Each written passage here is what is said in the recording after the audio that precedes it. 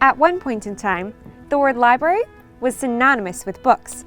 After all, the Latin root liber literally means book. But despite the fact that they are no longer our only source for books and research, libraries are being used more than ever because they have continually evolved to fit the needs of our changing community. My experience with libraries is that they're a gathering place for the community. There's a lot of activities that take place. We provide story time for preschoolers, after school programs for K through 2 and 3 through 5. Our cooking club is one of our most popular programs. You can learn programs such as Microsoft Word, Excel, and PowerPoint. Libraries can be a lifeline for people, especially if they're emailing, applying for some kind of position, and so they can be a part of the digital culture that maybe isn't in their homes. Not everyone can afford a computer, an iPad, a laptop, or Wi-Fi, so having that capability in a library open to the general public gives them access.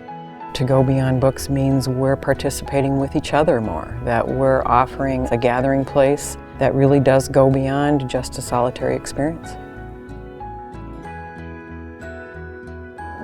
Aberdeen, South Dakota has a population of 27,333, and there are 9,472 registered library card holders, both individuals and households, who visited the library approximately 125,100 times in 2014. That's more than 1/3 of the total population who visit the Alexander Mitchell Library repeatedly.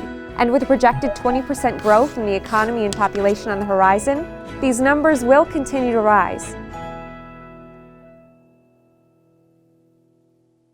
So this is the space we have now. It's really small. Everything is crowded into one area. After story times, it gets really congested with everybody up here trying to find books. When they're coming up the stairs from story hour and just so excited about the craft they made and the stories they heard. You walk past other people reading books, so you kind of feel like sometimes you're invading their space a little bit. It's unfortunate to see children having to be so quiet. Even though we use the library a lot, it's not a very welcoming environment for children as it stands.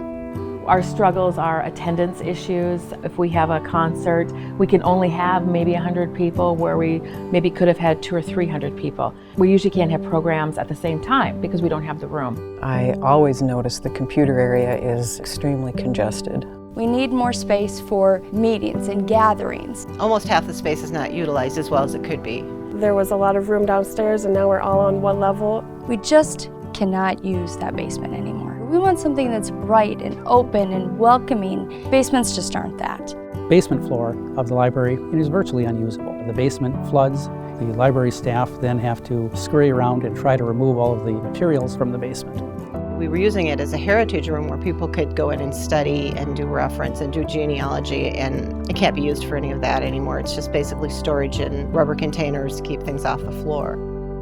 It's a constant struggle with an older building to keep up with the maintenance. Just this week, we've had 2 windows with cracks in them. We had a blower go out on the heating and cooling system. We had some issues with the elevator.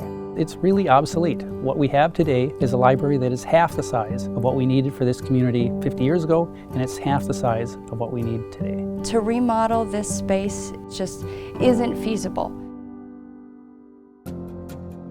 I'm thrilled about this design. It's spacious, dynamic, it's interactive. There's going to be an outdoor area. I can bring my kids, we can sit, I can talk with my wife, and my kids can play, and I won't be worried about disrupting other people. It will be colorful, friendly, for children to be able to sit and play and read and maybe make a friend. That's always my goal, make a friend. Spaces create feelings, and we want feelings to be positive. New spaces really do inspire curiosity, and that's really part of the love of learning, is that we want curious learners. And I think the library would be the key to that. Any kind of modern space just shows energy, and it shows progress, and it shows that our community is trying to be progressive. And we want to make our community attractive to young families. People who go to school here, we want them to stay here and build a career and build a life here. When those people stay, they bring talent and they bring new ideas to the region. When I'm hiring or trying to recruit someone to come work for us, they're definitely always asking what's out there for their family outside of work. What's the rest of the community like? They ask about things like that, and they're very interested in what Aberdeen has to offer. Right now the state is facing a workforce shortage. So the amenities that we offer become important to folks that would want to relocate here. And if we can't offer them the resources that can compete with other parts of the country, we're not going to draw those people. And it's hard to believe that if we don't have a library, we might not get a new business. But it's very possible that that could be one of the checks against us. Without a new facility that sort of puts out a welcome mat, that'll be a strike against Aberdeen.